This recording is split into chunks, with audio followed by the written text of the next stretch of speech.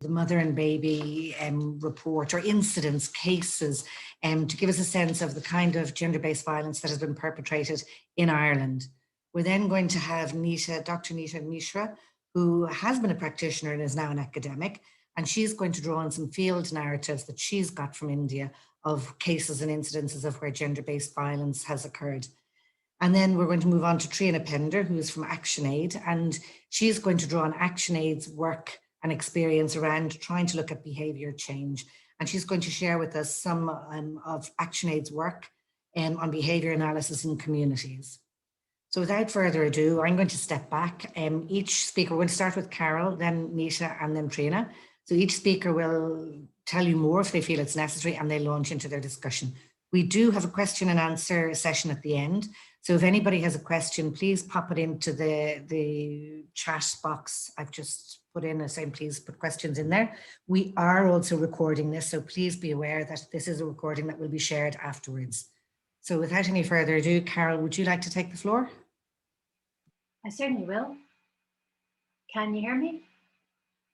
Great. Okay, thanks very much, Deirdre, and for the introduction. Many people on the call I think I've met before. I worked for Tropa for 10 years, so I too come from a background as a practitioner. My final job in that organisation was as a policy officer working on gender and HIV. And following that, I did a PhD looking at narratives of violence in the lives of African women living in Ireland. So I carried out that PhD with a particular interest in the subject of stigma. And that came from my work on HIV previously and looking at the connections between HIV and gender-based violence.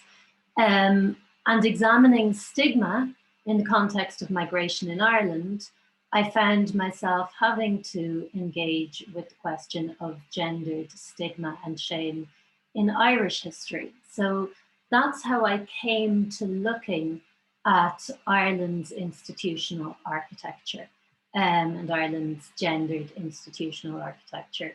And that became very important to me personally. And we sometimes say that all research is me-search. So these topics spoke to me really, really personally.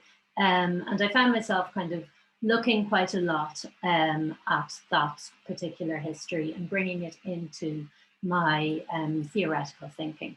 And I say all of that to emphasize that I have thought and read and written extensively about the subject of Ireland's gendered institutional architecture, and also that I haven't carried out primary research on it. I'm not myself a survivor, nor have I carried out research with survivors. So just to make that kind of clear to everybody.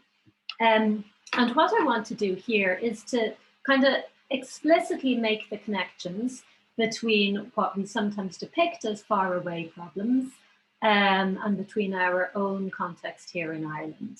So the question is kind of, where are the men in gender-based violence?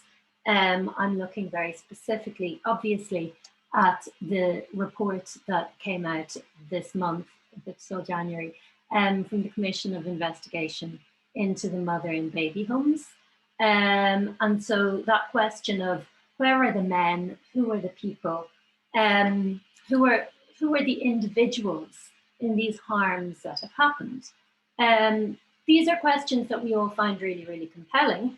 And speaking as a political sociologist, I want to flag that it is important to ask those questions, but to remember that those questions have to be positioned within the systems and structures that they exist in. That is, it's not enough to say, where are the individual men, but to say, what are the systems that contain and shape them? And very, very importantly, for the work that I'm doing at the moment, I want to say that the report of the Commission of Investigation, all 3,000 pages of it, is inadequate and fails to do that, fails to ask those questions. It very effectively asks, who are the individuals? It shines a really, really deliberate eye on specific individuals, but it completely fails to look at how they functioned within society what their interactions and power relations were and what the structures that enabled them were. Not only does it fail to do that, but it is not the only research that exists into these harms and into these abuses. And it would be a massive failure of ours to allow that commission report to stand as the official history, the official last word on what happened.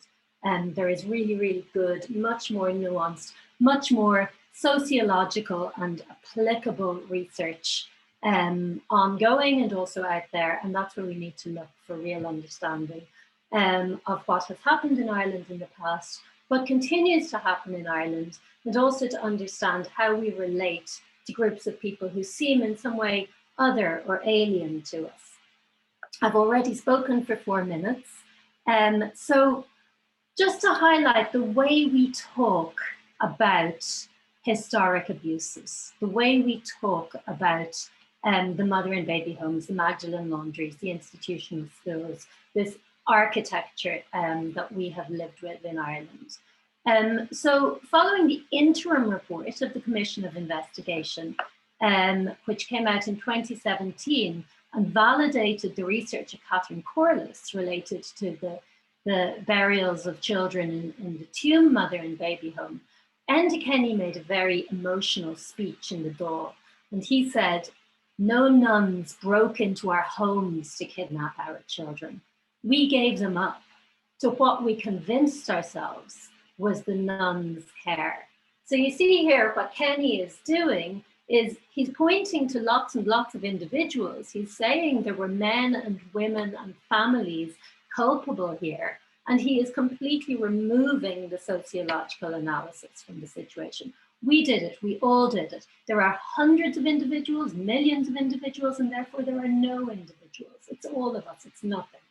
And we get a very, very similar sort of analysis coming from the executive summary in the Commission of Investigation. And be very, very clear, the executive summary, which is 76 odd pages, is what the vast majority of people will read, and it is written as the real document. That's the narrative to pay attention to, because that is where future analysis will principally come from.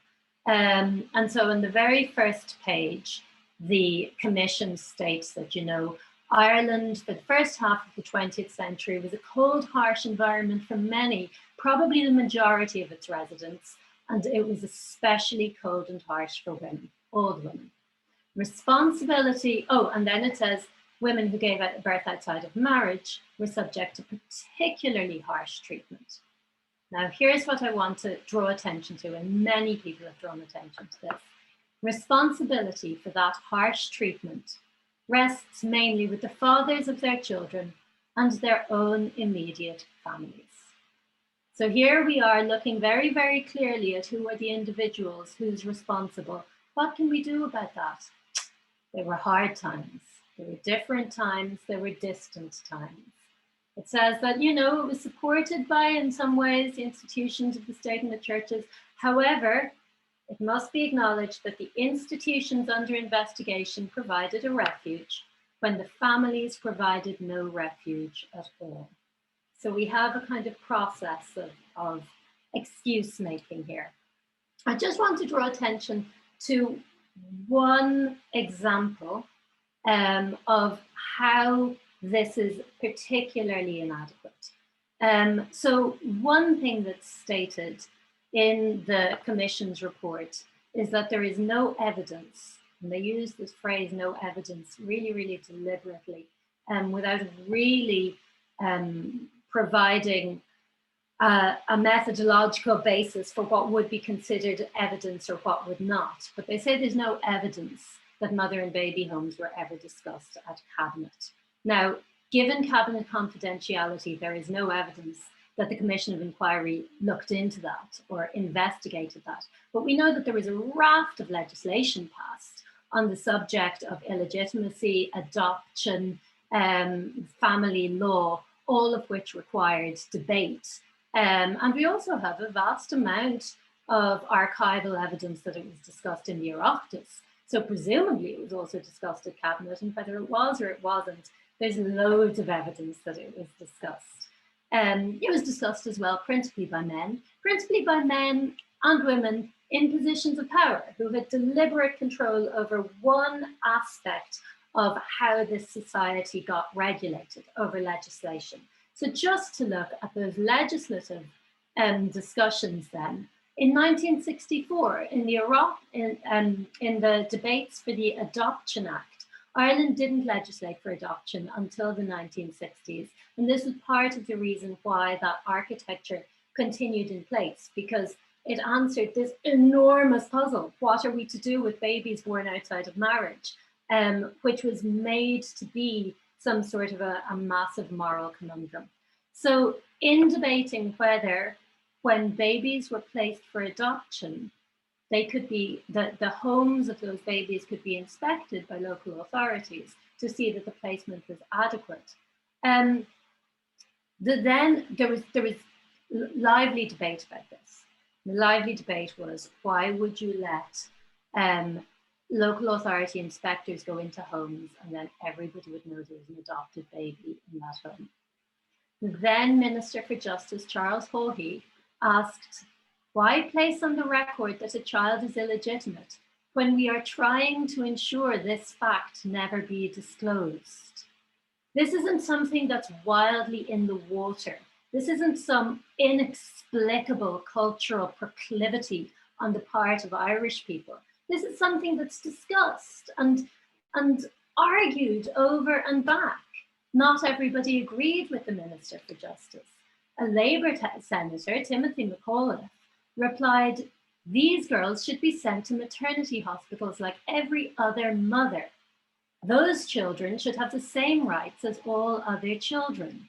In 1964, there are people who agree and people who disagree. There are men who oppose this and there are men who promote it. This is put in place. It's not mysterious and it's not inexplicable.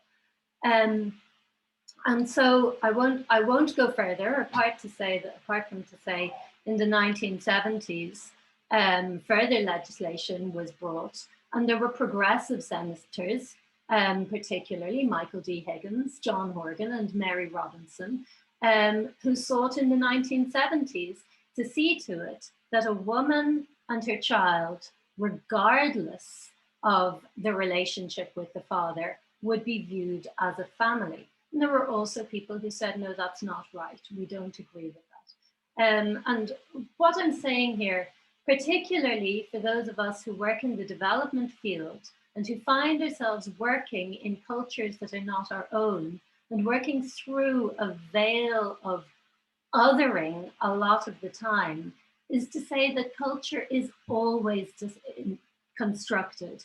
It is always debated. And so rather than asking where or who are the men, which is an important question, we also need to ask, what are the systems? How do people relate one to another? Where does power lie and how is it used and to what end? And what is absolutely, and I am far from the only person to say this, what's striking about the report of the Commission of Investigation is it refuses to even contemplate that question. It refuses to engage the issue of hegemony or of construction and maintenance of power or of relative interests and trade-offs and balances. And without asking those questions, no matter how much data you gather and crunch, you can't have any real understanding of what's happening. And a huge part of that, particularly in the context in Ireland, where archival information has been absolutely withheld from researchers intentionally and deliberately, principally by the orders of the churches which ran the different homes. The best information we have about what happened in those places is the people who lived and worked there. And so the way that the testimony of individuals has been treated as somehow unreliable or questionable or, yeah, unreliable is both just academically weak. And there's a very good counterpoint. We can look at a recent report which was issued into the mother and baby homes in Northern Ireland. And I haven't read much of the report at all, but I've read the methodology section, and it engages with the question of how to do oral history, which isn't something that the Commission of Investigation for the 26 counties has done at all. So we need to listen respectfully to survivors. We need to consider the lasting impacts of the culture of violence and institutional control. And in Ireland's case, that's very much the fact that even though in social policy, we know that congregated settings make for poor social services, we keep opening them. We keep opening direct provision centres and emergency accommodation centres and family homelessness hubs. We have this addiction. Where is that coming from? How does it work? And to use human rights as the starting point for analysing our understanding of harm, which again is something that people called on the Commission of Investigation to do, and which the Commission failed to do. I'm sorry, I went way over my time. I know, Carol, and I'm waiting for a suitable pause where your flow slows down and leaves me a gap to step in and say, you're fascinating. I could sit and listen to you. I would encourage you to talk more. Unfortunately, we have a floor to share. So I think your insights are fascinating, and I think it'll be very interesting to hear Nita's input now, because you referred to that, the connect between what happens in Ireland and what happens elsewhere. So can I thank you very much, and stay with us, obviously, because we're going to have a question and answer session at the end. And Nita, if I can ask you now, if you wouldn't mind taking the floor, please. Hi, thanks for that, Carol. You've just, set the standard a little too high for me to even follow with my field stories. But bear with me. I'm just going to, so I am Dr. Nita Mishra. I work in UCC on social inclusion. I am also the chair of Development Studies Association of Ireland, and I also convene the Civil Society Study Group for DSAI. And thanks everyone for being here. I had 61 participants, but 27 is not bad. I'm going to share some slides because I want to take you to my village in India right now. So this is my village. You're seeing some men, and the question, where are the men, does not preclude the idea that men are also vulnerable. Men are also at the end of being there. There are power structures, the ones that Carol said. We're not looking at systematic structures where vulnerable groups can be men also, and that's why my first slide has all these men who are part of the system at some level. They are already if you look at caste, or if you look at class, or if you look at where are they placed in society in Orissa. This is Orissa state in India, and that's where my stories are from, and they're from this December I was there. So if you see that men do, it is not about men and women, that's why gender, we are talking about certain different group of vulnerable communities, and that includes men also. Sorry, Nita, do you want to go into the slideshow mode? Okay, one sec. Is that better? Yes, much better. Thanks, Aisha. Okay, okay. So I am also going to talk on, I'm just going to link it to women on higher grounds. I have field stories and a bit on rape, and then where are the men and who are these men? What should we be doing? I'm just going to raise questions. I have no answers right now. So if you look at, India got its first females when Kamala Devi Harris became the vice president. We were all looking at, oh, what's the big deal? We in India had a female governor in 47, and the first Indian administrative officer in 51, a chief minister in 63, 66, so we've had all of this. And so, why is the world going nuts over the US getting its first, female vice president was the question asked after all. And if you look at the comparison, the US got its independence in 244 years back, and we had gotten it only 73 years back. So if you look at the Constitution and legal rights, it's all there. And these are some pictures of women. These are women who are actually have power locally in the villages as panchayat leaders. Now, I won't go through what panchayats are, but it's the local administrative unit in the hierarchy of Indian administrative services, for example. These are women who have the power, because our constitution in India gave, in the we're talking about equality before law, we have equality of opportunity, we have human conditions at work, we have fundamental duties, reservation of seats, we have all of this. So yet you hear a lot about, and you also have this, if you look at Kamala Harris's name, in the middle she has Devi. Devi it's a very elevated position. Devi means goddess. So women in India are also worshipped, and these are various forms. And she is identified as Shakti, as that element which empowers any individual being. So it's the feminine power within oneself. You don't have to be a female for that. So it's all there. And this is a temple where you have tantric festivals every October every year, and which is officially kind of banned, but it's there, it happens, I know that. And you also see, this is a local pond, and you see this is a woman sitting. So it's Tulasi goddess, and you see in everyday life everywhere in India, you have these images which remind you that a woman, a female, is actually worshipped also. And yet you have these stories of, so let's just go back to I have 3 stories. Bhikari is this gentleman across our house in the village.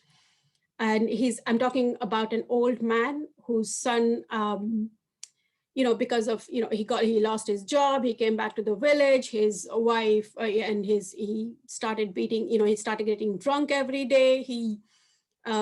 He beats up his wife, he beats up his children, and the grandchild, he actually beat up his father. And that is why I'm bringing this story. So is it the son's fault? Is it the father's fault? Is it the system? Because he lost his job, they have no money, he's come back. How does he cope with the pressure of bringing a family which has grandchildren also? He has his father to look after, he has his 3 children, and he has 1 grandchild to look after. And there's no money. What does he do? He copes by getting drunk in the local Iraq. And what has happened, and this local Iraq is actually run by the local politician. Sorry, I just have to let 2 people in. I'm also the host. Okay, I've just let them in. So this is one story. And the second story, and we can go back to that in questions and answers if you want to know more.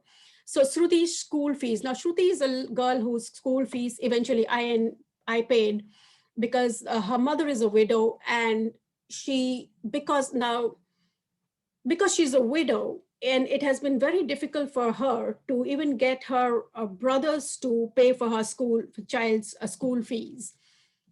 It is not that the brothers can pay for it. The point is the brothers are also equally poor.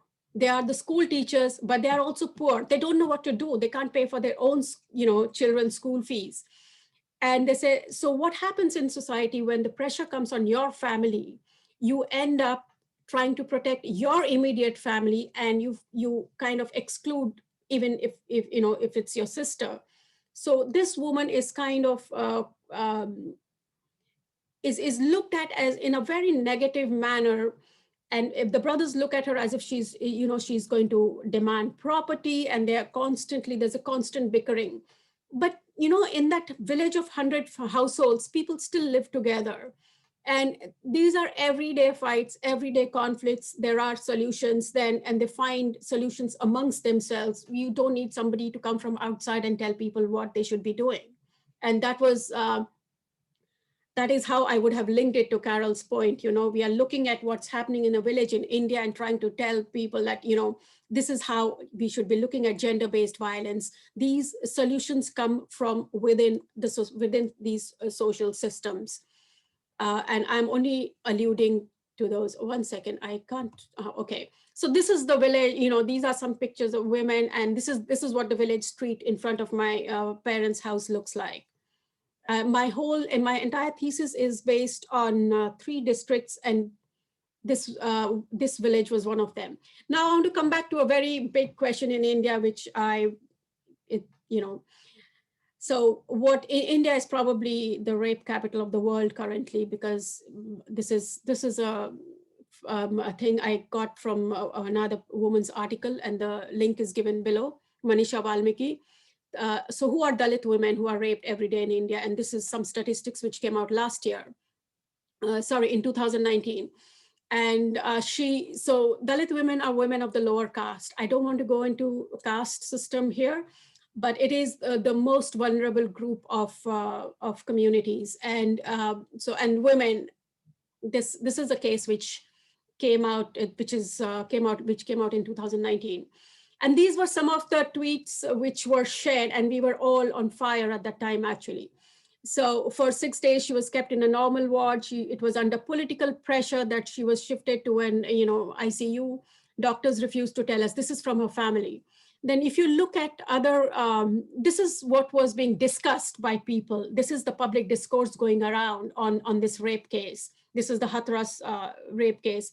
So this girl was picked up and gang raped. And then in the middle of the night, the cops went and also cremated her body so that they took her from the hospital, cremated it under political pressure so that there would be no postmortem which can say that she was raped. They said, oh, it was something else instead. It was violence within the family, or some other stories were concocted. The police did that because they were under pressure from the political regime of Uttar Pradesh, of that area of Hathras. So Hathras is the name of the village, that area. And and the brothers described that, and this is a girl from a lower caste family. So and she's a college going girl. She just got picked up and raped. And what do the politicians say? So this gentleman is actually with a very highly, administrative officer. And he says the victim died due to her neck injury. And, if you look at those stories, and if you look at it, how people actually, how authorities, or if male or female, can try and hide something. And it is not that women are vulnerable and men are not, or women are not perpetrators. Because here, if you look at the bottom left quote, is Kangana Ranaut. She's a top Bollywood actress and very much with the current regime. And she says, I have immense faith in my Yogi Adityanath ji, and he's the chief minister. So, this is the guy on the right side, if you see this slide, this paper cutting, I don't know whether you can see it clearly, Yogi's worldview on women. So women not capable of being left alone or independent. Their energy should be regulated lest it becomes worthless and destructive. Reminds us of the witch hunting on the past, and it's witch hunting. You can see the similarities. So I just want to bring your attention to this. So when Nita, sorry, I'm cutting in here for a second. We're already it's 25 to 2, so you need to maybe move on a little bit. And I'm sorry, okay. This is fascinating. Okay, these are some other quotes, and I'll share the slides on the DSAI website. So you see what the male authorities have said, and you make your own judgments, and you can discuss this. And these are some other photographs, and I just thought I'll leave it at this. Thanks, Deirdre. Thanks for reminding me. Whoops. I was going to suggest everybody have a quick read of those questions. And Nita, I'm really sorry. I feel very poor pressing you to move on, but I'm mindful of the time. And to be quite honest, again, like I said to Carol, we could sit and listen to you for a long time, because what you're sharing with us is absolutely compelling. It's shocking. You have such an understanding and such a knowledge of the issue. Again, maybe we need to think about talking to you another time. Can I now thank you very much, and can I ask Triona to take the floor? Hi, thanks Deirdre, and thanks Carol and Nita. Yeah, my name is Triona Pender. I know a few names there as well today. I work with ActionAid Ireland. I've been with ActionAid now for almost 8 years. And what I wanted to speak a little bit about, I suppose, is how we in ActionAid, we're trying to really kind of change the way we're doing development work. You know, for years and years, we've been working with communities, and, you know, pretty much in all of the NGOs will say that they take a very participative approach to development work. They, you know, go in and they figure out the problem with the community members, and then they, you know, base their project or their program around whatever issue that has been identified by a community, and they check back in, and then they do evaluation at the end, and everything is very participative. But you'll find that, I suppose, like, unless it's a project, say, to provide access to water, to drill a borehole, or to, you know, do an irrigation project or something like that, where it's pretty much you go in, you do the project, you leave, job done. But the program that we're focusing on is a gender-based violence program. So we're trying to reduce and eradicate gender-based violence in small communities in 3 countries, Kenya, Ethiopia, and Nepal. Currently, they're the countries that are funded by this 5-year program that we have, funded by Irish Aid, by the government of Ireland. Now, we had a previous program before 2017 when this program started, and in that we were again trying to stop gender-based violence, but we worked with massive numbers of women. You know, we worked to really kind of, yeah, we did the participation. We found out, you know, these are the issues. We can't report a case because we're not listened to, or you know, my husband doesn't allow me to leave the home. Like in Nepal especially, women are not really allowed to even leave their own homes or their compounds, or definitely not to speak out in public. So we were hearing all this, and we said, okay, we did tons of training with women. They knew all the policies that were there protecting them. They knew all the laws that were there protecting them, giving them rights to land, giving them, you know, rights not to suffer domestic abuse, etc., etc. But at the end of the program, it's a bit like Carol mentioned at the beginning, like that report in Ireland, we need to focus on the individuals that are doing the harms, but we also need to focus on the wider system. So I guess the learning that we had after that previous program on women's rights was, like, we have not done any work with men, really. Like, we've touched a little bit on work with men. We hadn't really done enough work with the service providers, as in the police and the health systems, and we hadn't worked on the big social norms. So we were working with women and a few men and a few service providers to change this huge problem of gender-based violence, that obviously you need to have everyone at the community level involved. So we made a decision where we were going to try a different approach, because, and this is my personal opinion, and I'm hoping to try and influence other people to take this up as well. But I personally think that we've been doing development programming for years and years now in this pretty much the same way. And yeah, we get some impact and some results, but by and large, a lot of the programming that we do, especially around gender-based violence, or some of these areas where, you know, we want to get increased political participation, etc., is not really that sustainable. The impact in the long term is not that sustainable. So we need to kind of really challenge ourselves and say, well, okay, if this is not happening, and if this is not kind of panning out the way that things that have been planned, then we need to find a new approach. So we're talking about participation all the time. So we got in contact with University College London Centre for Behaviour Change. And we said, look, we want to look at trying to understand behaviours better. We want to understand women's behaviour. We want to understand men's behaviour. We want to understand the behaviour of different service providers. We want to be kind of in a constant analysis with the communities where we're working, talking to them all the time, understanding their behaviours, understanding these 3 elements that Centre for Behaviour Change tend to look at.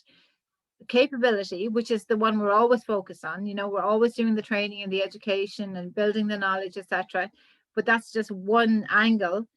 The other 2 angles are opportunity. So what social opportunity is there? You know, if a woman wants to go and report a case of domestic violence, you know, are her neighbours and her family saying to her, oh, no, you can't do that, you can't bring shame to the family? If she goes to the service provider, to the police officer, and says, my husband has hit me, and a police officer in Kenya said this to me a couple of years ago. He's like, well, women come here and they report cases, and but what can I say to them? If you leave your husband, you're going to be destitute.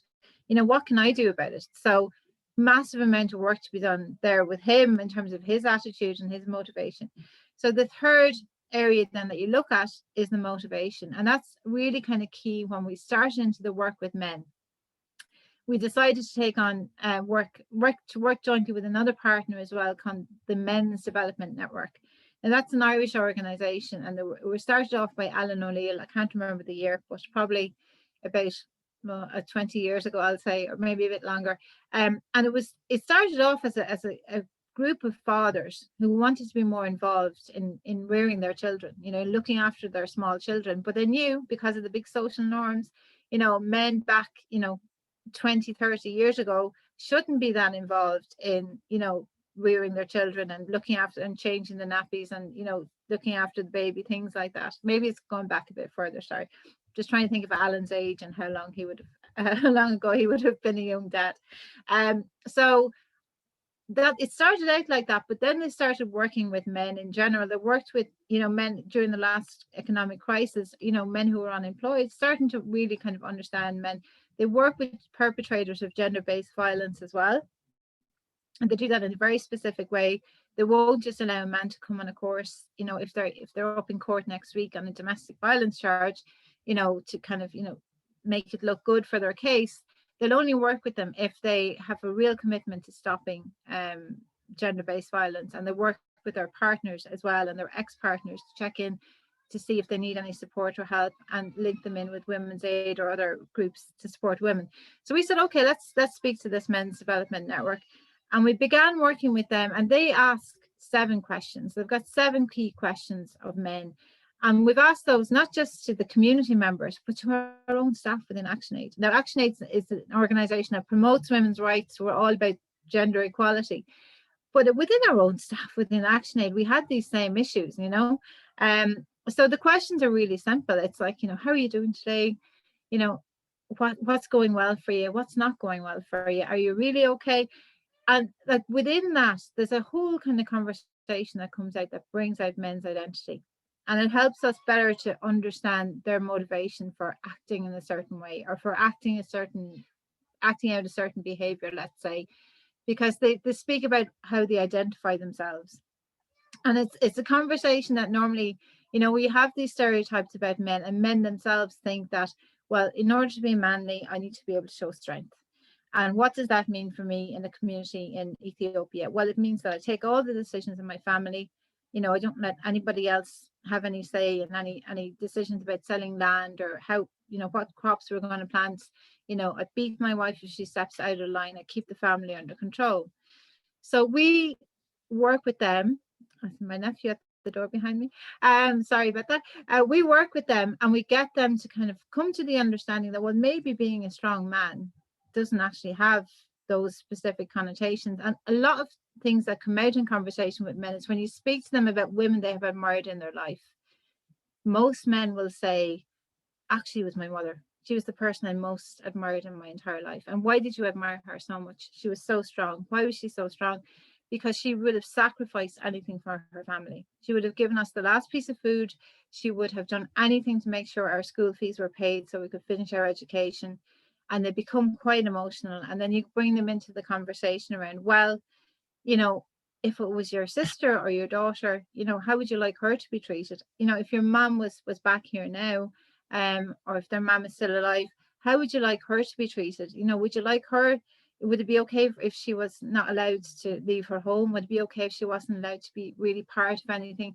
And they're like, no, that would not be okay. So the more you kind of understand men and what's motivating them, and you understand their kind of, I suppose, their inner workings and that, like, what their beliefs and their motivations, and you'll often find that men, they don't, they sometimes feel there's an enormous societal pressure to act in a certain way, and within their own homes sometimes you can find men in the community who actually don't get involved in domestic violence. They don't hit their wife. They do help with the chores. I don't like to say help. They do their share of the chores, the household chores. But they're afraid to come out and say that publicly. So it's about kind of having these discussions all the time, understanding the behaviors and trying to come up with a set of interventions then to help men and women and service providers and everyone to change those behaviors. So this is what we're working on. We have a field guide that we've kind of come up with around how you can use behavior change in a developing context, because that hasn't done before. University College London have mainly worked in the health sector, getting nurses to change their behaviors in terms of washing their hands, etc. Even before the pandemic, apparently that was an issue in the hospitals in the UK, and I'm sure across Ireland and across the rest of the world as well. So this is a new thing for them to work in a developing context or on a gender-based violence programme.